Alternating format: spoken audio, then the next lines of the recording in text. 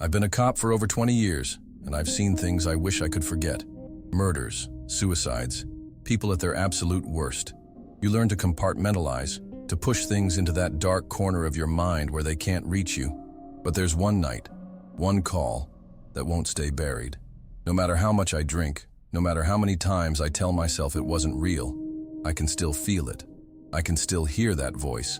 It happened in the summer of 2017, during a night shift that should have been like any other. A domestic disturbance call in a rundown neighborhood. The kind of place where people don't call 911 unless things are really bad. The dispatcher's voice was tense when she gave us the details. Neighbors reported screams coming from inside the house, but when they knocked, no one answered. My partner, Ramirez, was with me that night. We weren't in a rush. These calls usually ended with a drunk boyfriend getting dragged out in cuffs while the girlfriend cried and swore she wouldn't press charges. But when we pulled up to the house, something felt wrong. The street was too quiet. No dogs barking, no TVs on in the surrounding houses. Just this heavy, suffocating silence. The house itself was dark, except for a dim light flickering behind the curtains. Ramirez knocked hard on the door. "Police! Open up!" No response. He tried again, and that's when we heard it. A sound I'll never forget. It wasn't a scream. It was a laugh. Deep, guttural, and completely inhuman. Ramirez and I exchanged a look. He tried the doorknob. It was unlocked. That should have been our first clue to call for backup, but we were too used to these situations to be spooked that easily. The door creaked open, and the smell hit us immediately. A mix of mildew, sweat, and something metallic, like old blood. The living room was a mess. Furniture overturned, papers scattered across the floor. But what stood out the most was the silence. Even our own breathing sounded muffled, like the house itself was swallowing the sound. I reached for my flashlight and scanned the room. That's when I saw the kid. He was sitting on the floor, cross-legged, right in the middle of the chaos. Couldn't have been older than 7. He was staring at us, not blinking, not moving. His eyes looked wrong, not glowing or anything crazy like that. Just empty, like he wasn't really there. Ramirez took a cautious step forward. "Hey buddy, where's your mom and dad?" The kid tilted his head, slow and unnatural, like he was processing the question in a way no normal child would.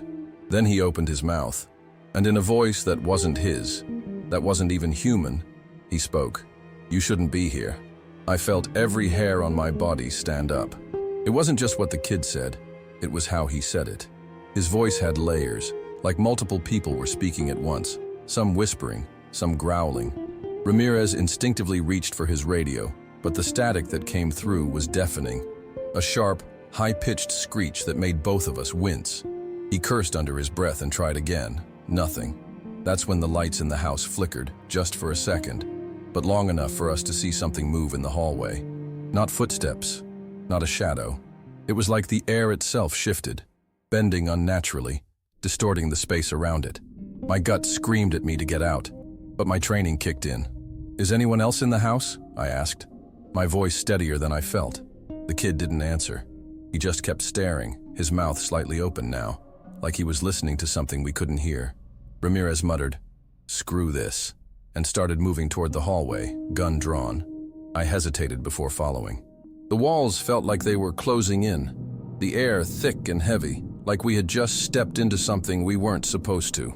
The hallway was lined with old family photos, but as my flashlight passed over them, I noticed something that made my stomach drop. The faces were wrong, stretched, distorted. Their eyes blacked out like someone had scribbled over them. And then, from the darkness ahead, we heard it again. That laugh. But this time, it was closer. Ramirez stiffened, and I could tell he was feeling it too.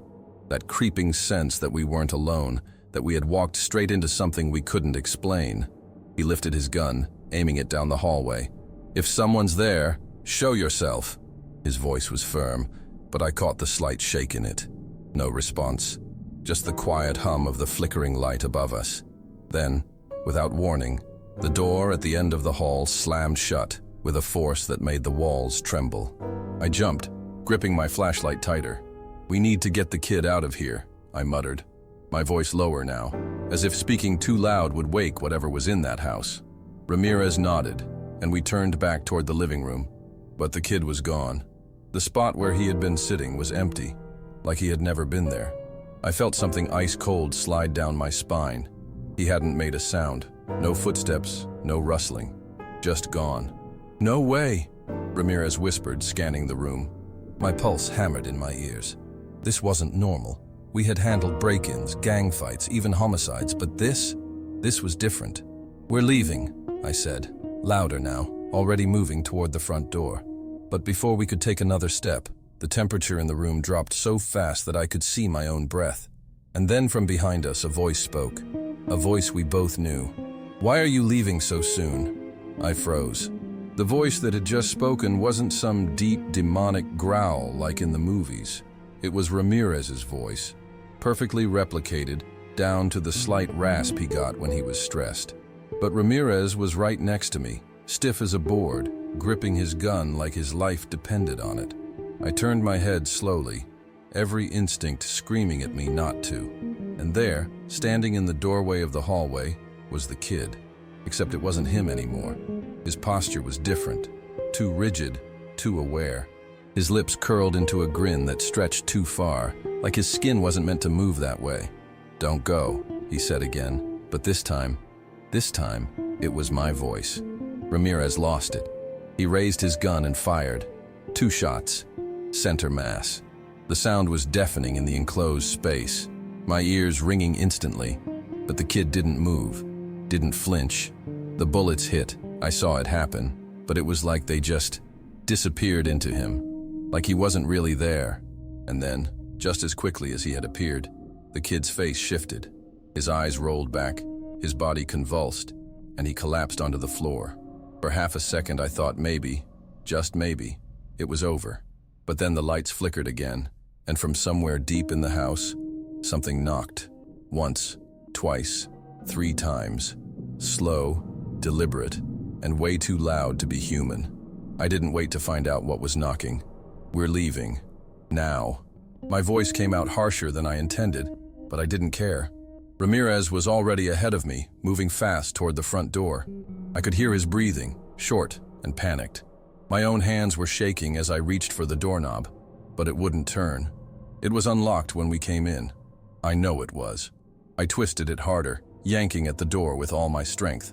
Nothing, like it was fused to the frame. Behind me, Ramirez was mumbling something under his breath, praying. I had never seen him pray before, not in all the years I'd known him. That scared me even more than the damn door. Then, out of nowhere, a gust of wind tore through the house. Except there were no open windows, no source. Just this violent burst of air that sent papers flying, knocked over a lamp, and then, just as quickly, stopped. Silence. Heavy, crushing silence. And then, footsteps. Slow, deliberate, coming from the hallway behind us. I didn't want to turn around. Every instinct told me not to, but I did. And I swear to God, for a split second, I saw something standing there. Not the kid. Something bigger, taller, its limbs too long, its face obscured in the darkness. I blinked, and it was gone. But the air still felt wrong, charged with something I didn't understand. Ramirez was still yanking at the door, cursing under his breath. My heart was pounding so hard I could feel it in my throat. Then, out of nowhere, the kid gasped. This awful, ragged sound, like someone coming up for air after nearly drowning. He was lying on his side, his small body trembling. His eyes darted around like he had no idea where he was. And then he started crying. A real, terrified sob, the kind that makes your stomach twist. It didn't match what we had just seen. A second ago, he was something else, something not human. But now he just looked like a scared little boy. "Please," he whimpered. "Make it stop." Something about the way he said it made my blood run cold. He wasn't talking about us. He wasn't afraid of us. He was afraid of whatever else was in that house. Ramirez hesitated, looking at me, waiting for me to decide what to do. My instincts told me to grab the kid and run, but before I could move, the knocking started again. Louder, more urgent. Except this time, it wasn't coming from the hallway. It was coming from inside the walls. a deep rhythmic pounding that shook the floor beneath us. And then, God help me, the kid's expression changed. His eyes widened in pure terror, and he screamed, "It's coming!" I don't know what came over me, but I grabbed the kid and pulled him to his feet. He was ice cold, shaking so hard that I had to hold on to him to keep him steady. "We're getting out," I told Ramirez, but I could barely hear my own voice over the pounding inside the walls. It was everywhere now, above us, below us, surrounding us. The floor vibrated like something massive was moving beneath it. Then, without warning, the ceiling light exploded, showering us in tiny shards of glass. The kid shrieked and buried his face in my chest. Ramirez spun around, his gun raised, but there was nothing to aim at. Nothing visible, at least. "Open the damn door!" he shouted, his voice raw with panic. And then, it just stopped. The pounding, the shaking, the cold. It all vanished in an instant. The house fell into complete silence, so heavy it felt unnatural. Ramirez and I stood there, frozen, our breaths coming in ragged gasps. The kid was clutching my jacket, his fingers digging into the fabric. I turned to the door again, half expecting it to still be stuck. But when I reached for the knob this time, it turned effortlessly. The door swung open, revealing the night outside, calm and undisturbed, like none of it had ever happened. Ramirez didn't wait. He bolted out first, and I followed right after, carrying the kid. As soon as we crossed the threshold, the door slammed shut behind us with a force that shook the porch. We didn't stop running until we reached the patrol car. Ramirez threw open the door and practically dove inside, fumbling to start the engine. I climbed into the back seat with the kid, who was still shaking, his face buried against my chest. My hands were numb, my mind racing to process what had just happened. Ramirez finally got the car started, and as he slammed it into drive, I dared one last look at the house. It stood there, quiet and still, like an ordinary home on an ordinary street. But I knew better. Something was inside that place, something that didn't want us there. And the worst part, I had the gut-wrenching feeling that it had let us go. We sped down the street, neither of us speaking, the kid curled up beside me, silent. It wasn't until we were miles away, parked outside the station, that Ramirez finally turned to me. His face was pale, his hands gripping the steering wheel so tight his knuckles were white. "We don't talk about this," he said, his voice low and steady. "Not to the guys, not to anyone." I didn't argue. What could we even say? That we saw a kid speak in voices that weren't his? That something inside those walls had knocked like it was trying to get out? No one would believe us. Hell, I barely believed it myself. But as I looked down at the kid, his wide, terrified eyes staring up at me, I knew one thing for sure. Whatever happened in that house wasn't over. Not for him, not for us. We took the kid inside the station, but neither of us could shake the feeling that we had brought something else back with us. The air felt heavier, like a storm was about to break, even though the night outside was calm. The sergeant on duty barely glanced up when we walked in. "Another runaway?" he muttered, already reaching for the paperwork. I hesitated. What the hell was I supposed to say? That we found him in a house where the walls knocked back? That he spoke in voices that weren't his own? Instead, I just nodded. Yeah, something like that. Ramirez said nothing, just stood there, arms crossed, his jaw tight. As they processed the kid, I stayed close, watching him. He hadn't said a word since we left the house, but every so often he'd flinch, like he was hearing something the rest of us couldn't. Then, right as the officer was about to take him to a holding room, the kid suddenly grabbed my wrist. His fingers were ice cold, his grip way too strong for someone so small. He looked up at me, eyes wide and desperate. "Don't leave me alone," he whispered. My stomach twisted. I had seen fear before, real fear, but this was different. It wasn't just terror, it was knowing, like he understood something I didn't. And before I could respond, the lights in the station flickered, just for a second, but long enough for every hair on my body to stand on end. Ramirez and I exchanged a look, but neither of us said a word. The officer escorting the kid didn't seem to notice the flickering lights, or if he did, he ignored it. He just muttered something about getting the kid settled and led him down the hall. I watched them go, my gut twisting with something I couldn't explain. Every instinct told me not to let that kid out of my sight. But what the hell was I supposed to do? We were cops, not priests. not exorcists. This was way beyond anything I knew how to handle.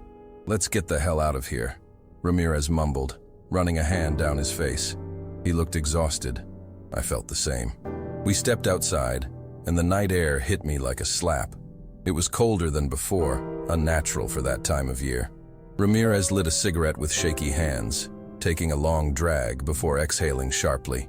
"I don't care what you think you saw in there," he muttered, eyes fixed on the pavement. "We forget it. We move on." I wanted to agree.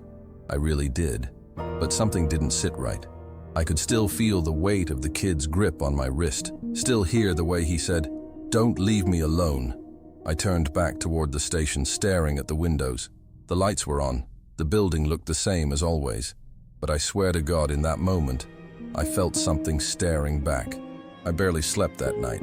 Every time I closed my eyes, I saw that house. The way the walls knocked back. The way the kid's voice wasn't his own. The way something I still couldn't explain, had been standing in that hallway, watching us. At some point, I gave up on trying to rest and just lay there, staring at the ceiling. My mind kept circling back to one thought. What if Ramirez was wrong? What if we couldn't just forget? Because deep down, I knew. Whatever was in that house, whatever had been inside that kid, it wasn't done with us. The next morning, I got to the station early, hoping to check in on the kid. But when I asked about him, the desk officer just frowned. "What kid?" My stomach dropped. "The one we brought in last night, from the abandoned house." The officer shook his head. "I was on duty all night. Nobody brought in a kid." My mouth went dry. That wasn't possible. Ramirez and I had walked him through those doors. I had felt his fingers digging into my wrist. "Check the log," I insisted. The officer sighed, flipping through the reports. After a few seconds, he looked up at me, confused. "There's nothing here, man. No record of any kid." I felt like the ground had just been ripped out from under me. This wasn't some simple clerical error. Ramirez and I had physically brought that kid in. I had seen him sitting there, shivering in the station. "That's not possible," I muttered, shaking my head. "I was with him. We both were." The officer just shrugged, like it wasn't his problem. "Look, man, maybe you were tired.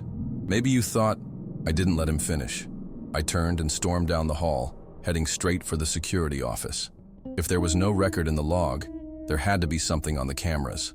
The guy working the security room barely looked up as I walked in.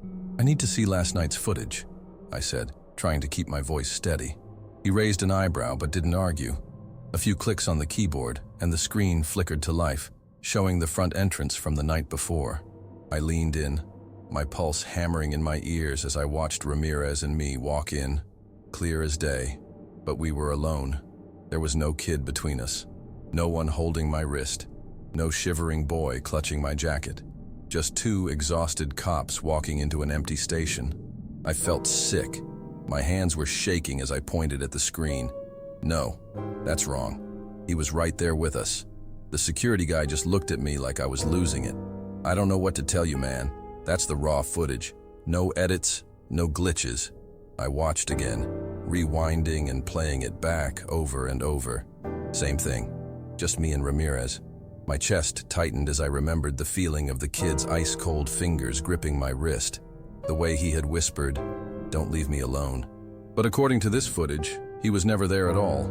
I staggered out of the room, my mind racing. None of this made sense. Ramirez. He had to remember. I pulled out my phone and called him. It rang twice before he picked up. "What?" he muttered, sounding groggy. "It's me. We need to talk. The kid—" I stopped.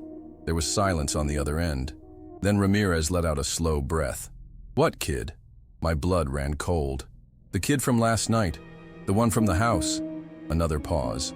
Then, in a flat, tired voice, he said, "Go home, get some sleep, and don't call me about this again." The line went dead. I just stood there, staring at my phone like it was a foreign object. My heart was pounding so hard I could hear it in my ears. Ramirez was messing with me. He had to be. But deep down, I knew he wasn't. Something had changed. Something had erased that kid, not just from the station, not just from the footage, but from Ramirez's mind too. The worst part? I could feel it trying to erase him from mine. The details were getting fuzzy, slipping through my fingers like sand. What color were his eyes? What was he wearing? I clenched my jaw, forcing myself to remember. I wouldn't let him disappear. I rushed back to my desk and grabbed a notepad. My hands trembled as I wrote down everything I could before it was gone. The house, the knocking, the way the air felt heavier inside. The kid's voice, his real voice, not the one that had spoken through him. By the time I finished, I was breathing hard, like I had just run a marathon. I stared at the paper, reading the words over and over, anchoring them in reality. If I had written them down, they had to be real, right? But even as I sat there, I felt something else creeping in. A sickening, gnawing thought that refused to leave me alone. If Ramirez didn't remember, if the station had no record, if the footage showed nothing, then maybe, just maybe, none of it had ever happened. But that didn't explain the feeling, that cold, lingering weight in my chest, like something had followed me home. I didn't go back to my apartment that night. I couldn't. Instead, I drove aimlessly, the city lights blurring past me as I tried to make sense of it all. At some point, I ended up parked outside Ramirez's place. His car was in the driveway, and the lights in his living room were on. I hesitated, debating whether to knock, but before I could decide, the curtain in the window shifted, just slightly, like someone was standing there watching me. I felt that same ice-cold grip tighten around my gut. I should have left. I know that now. But instead, I got out of the car and walked up to his door. Knocked once, then twice. No answer. I reached for my phone to call him, but before I could dial, the porch light flickered, the same way the station lights had. Then, from inside the house, I heard it. A knock. Soft at first, then louder. Rhythmic, just like in that abandoned house. And then Ramirez's voice, low, almost pleading. "You shouldn't be here." My mouth went dry. "Ramirez, open the door," I said, trying to keep my voice steady. No response. Just that damn knocking, echoing through the door. My pulse hammered as I reached for the knob, but before I could turn it, I heard something else. Whispering. Low, urgent, right on the other side. It wasn't just Ramirez. There was another voice, something rougher, sharper. I pressed my ear to the wood, and the second voice stopped, like it knew I was listening. Then, clear as day, Ramirez whispered, "It knows you remember." I stumbled back, nearly tripping over the step. My instinct screamed at me to run, but my body wouldn't move. The porch light flickered again, and in that split second of darkness, I swear I saw something shift behind the curtains. A shadow. Thin, unnatural. Not Ramirez. My breath caught in my throat. The knocking stopped. Silence stretched between us, thick and suffocating. And then, in the quiet, Ramirez spoke again.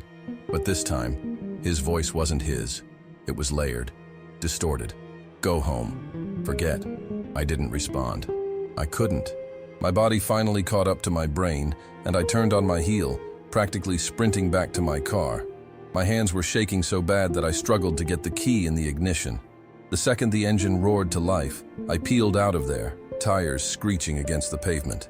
I didn't look back. I couldn't shake the feeling that if I did, I'd see something in that window. Something that wasn't Ramirez. I drove without thinking, without a destination. I just needed to get as far away from that house as possible. At some point, I ended up at a 24-hour diner on the outskirts of town. I sat in a booth near the back, nursing a cup of coffee I didn't even want. My mind raced in circles, trying to make sense of everything. The kid, the station, the missing footage, Ramirez, that voice. I knew I wasn't crazy. I knew what I saw, what I felt. But reality was shifting around me, trying to convince me otherwise. And the worst part?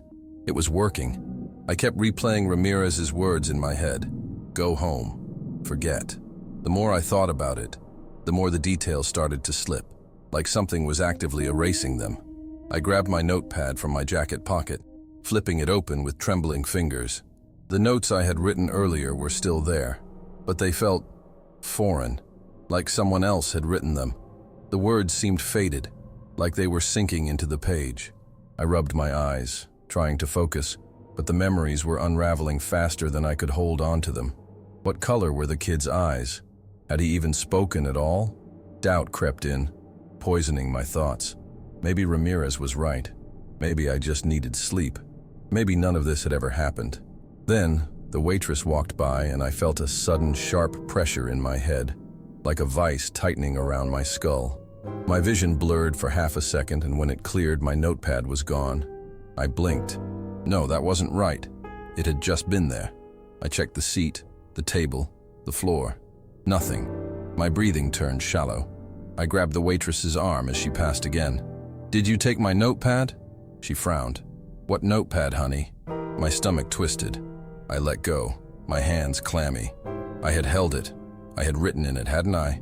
I felt like I was coming apart.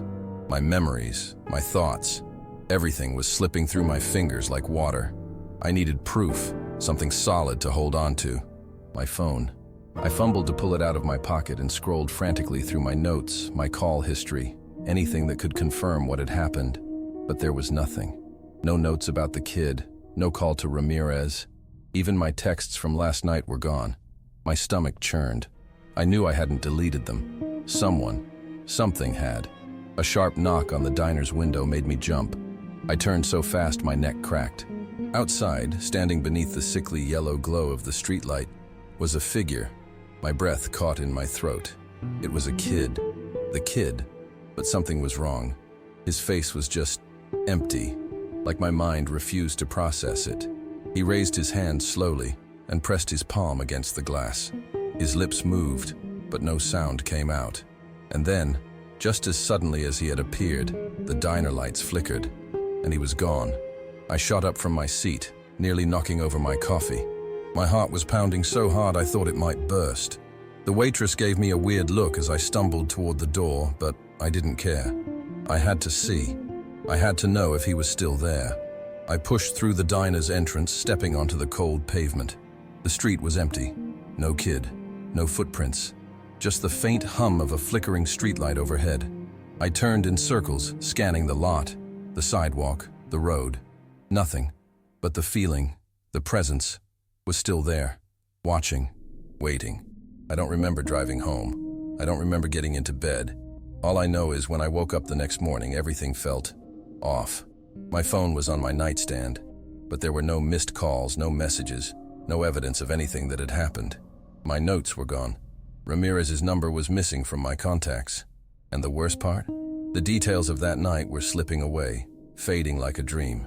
But deep down, in the part of my mind that refuses to let go, I know the truth. Something happened, something real, and whatever it was, it doesn't want me to remember.